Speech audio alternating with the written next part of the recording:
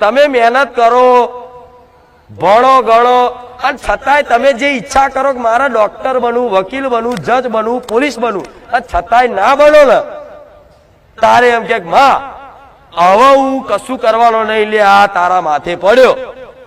પછી માતાને શું બનાવો છો ને એ 5 વર્ષે ખબર પડશે. એટલે જે મહેનત કરીને થાકે છે ખૂબ, એના માટે શબ્દો લાગુ પડે હો, નહીં તો બેહી ના રહેતા હોય. નકર તમારી માય વેલણ લઈને દંડો લઈને મારશે, છોની મોની નોકરી ધંધો કર, આખો દાર માતા માતા કરી ખાય છે. હા શું ખોટું?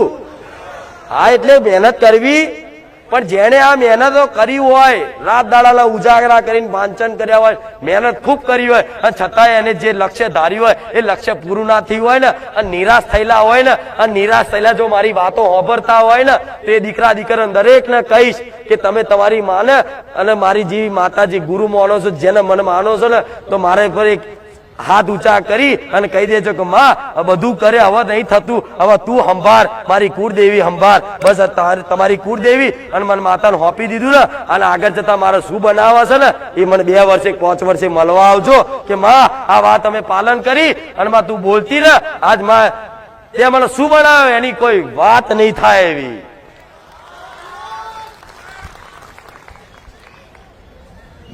ધાર્યું તો કોનું થશે? ભગવાનનું. પણ એને મતલબ એવું નહીં કે આમ બેહી રહીએ.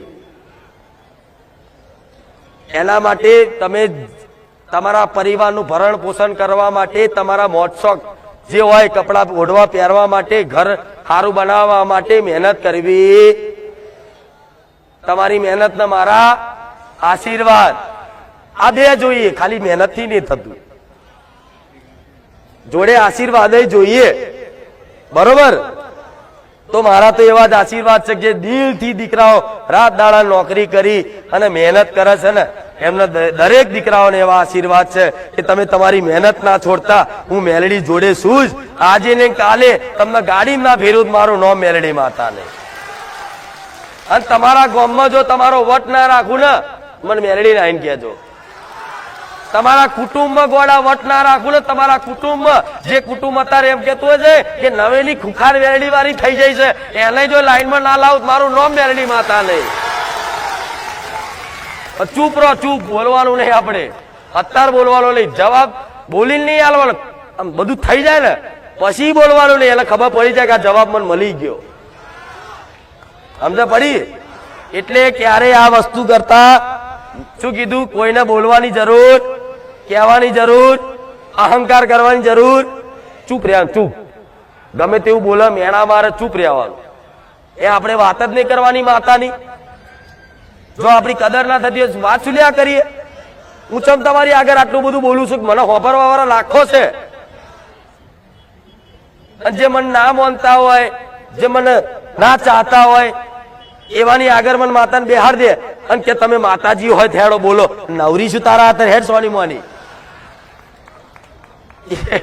એવા મારા પ્રમાણ નહીં હાલવા. મારા પ્રમાણ તો મારા ભાવિ ભક્તોએ જોઈ લીધા. ચાલ ઘેર જા હેડ સોની મોની, તારા જે 86-56 આવે છે. અમુક ભાઈ છે એવા, માતાજી મારું આ કામ કરી બતાવો તો હું મોનું, જાદુ કરી બતાવો તો મોન. અલ્યા ભાઈ રવા દે, તને કોણ કહેશે તું મન મોન? તું માથે પડે છે. જાણ